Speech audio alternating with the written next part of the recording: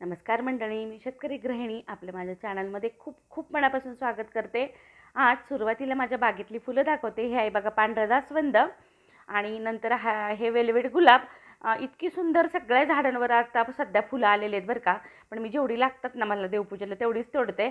आणि सकाळी मी जेव्हा फुलं तोडत होते तेव्हा इतकी सुंदर अशी हवा सुटली आणि हवा जशी जशी येईल तसे तसे फुलं त्या झाडांवर डुलत होते। इतका छान तो क्षण होता, मला तो व्हिडिओमध्ये घेतल्याशिवाय राहवलं नाही, म्हणून मी तो कॅप्चर केला। आणि हे आहे बघा चांदणीचा वेल आणि फुलं तोडते तोपर्यंत आला बघा गाईंचा कळप। आणि आज सगळ्या नवीनच गाई आल्या, मला पण जराशी भीती वाटली एकदम इतक्या गाई आल्यामुळं।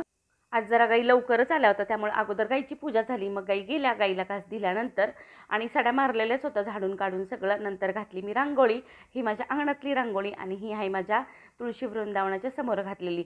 रोजचा माझा नित्यनियम आहे, श्रीराम जयराम तरी लिहायचं किंवा रामकृष्ण हरी तरी रांगोळीने काढायचं बरं का।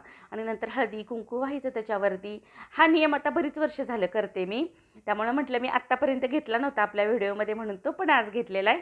आणि नंतर झाली देवपूजा। ही बघा आजची देवपूजा आपल्या महाराजांची। महाराज सगळ्यांना सुखी समाधानी आनंदी आणि निरोगी ठेवू देत, एवढीच महाराजांच्या चरणी प्रार्थना आहे। दुसरं काय मागायचं महाराजांकडे, सगळं तर ते न मागताच देतात ना। अतिशय सुंदर पूजा झाली आणि पूजा झाली की मी लागले स्वयंपाकाला, कारण शेतकरी मामांचा डब्बा करायचा असतो।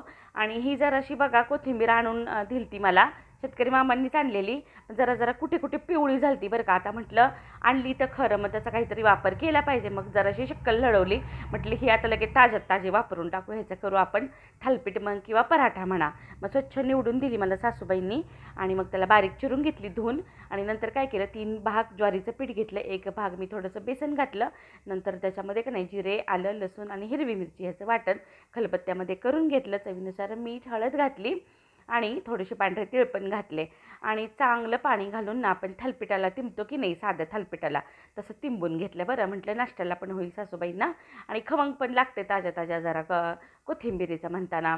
आणि असा मीडियम साईजचा गोळा घ्यायचा आणि तव्याला तेल लावायचं आणि तव्यावर थापून घ्यायचं। मी आधी तवा धुतल्यामुळं ते तेल जरा जास्त दिसते बरं का, पण थोडंसंच तेल घातलं होतं। आणि मस्त असं मंद गॅसवर थालपीठ भाजून घ्यायची आणि भाजताना की नाही गॅस एकदम फुल करायचा नाही, नाहीतर मग ते करपल्यासारखे होतात आणि त्याची चव लागत नाही बरं का। अगदी मीडियम साईजच्या गॅसवर की नाही भाजवून घ्यायचे, त्यामुळे खमंग लागतं आणि जरा म्हाताऱ्या माणसांना ना चविष्टच लागतं काही पण। जरशी चव बदलली की त्यांच्या पटकन लक्षात येतं। आणि घट्टसर असं दही लावलेलं होतं, दह्यासोबत थालपीठ त्यांना खायला दिलं आणि मी लागले होते स्वयंपाकाला। त्यामध्ये केलं बघा मी वेगळं वाटण करून असा शेवग्याचा रस्सा केला, ह्याची रेसिपी मी टाकलेली आहे, पाहिली नसेल ना तर नक्की पहा बरं का, एकदम छान झाला होता। आणि सकाळी सकाळी मी भिजू घातलं आहे बघा, मला उद्या करायच्यात इडल्या, त्यासाठी इडलीचं मिश्रण करण्यासाठी डाळ आणि तांदूळ 3 भाग मी तांदूळ घेतले राशनचे, 1 भाग उडदाची डाळ घेतली, त्याच्यामध्ये अर्धा चमचा मेथीदाणे टाकले, दोन्ही स्वच्छ धुवून घेतले वेगवेगळं आणि भिजू घातलं।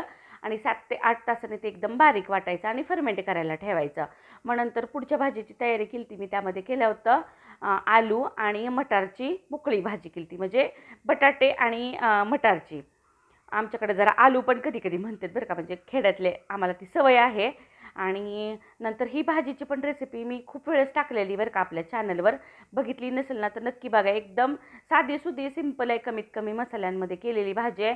कारण एक पातळ भाजी केली ना तर एक मोकळी भाजी लागतीच लागते डब्याला। आणि कालचा माझ्याकडे भात राहिला होता, तो मी व्यवस्थित ठेवला होता, तो भात मी शेंगादाण्याचं कूट घालून परतून घेतला होता। आणि मालकांना लागते आमच्या टोमॅटोची चटणी, ती पण केली अंगणात का नाही आमच्या गावरान टोमॅटोचं झाड आहे, मग त्यांच्यासाठी जरा केली त्यांनी सांगितलेली म्हणताना मग 2 कांदे आणि 1 टोमॅटोची भरकरणं केली होती मी, लगलेगी होती आहे। मग भाकरी पण झालत्या, एकीकडे मी भात पण लावून घेतला होता साधा। मामा आले, डब्बा घेऊन गेले। तुम्हाला शेतकरी मामाचा डब्बा कसा वाटतोय कमेंट करून सांगत जावा, लाईक करत जावा, चॅनलला सबस्क्राईब केलं काय नसेल केलं ना तर पटापटा करा बरं चला।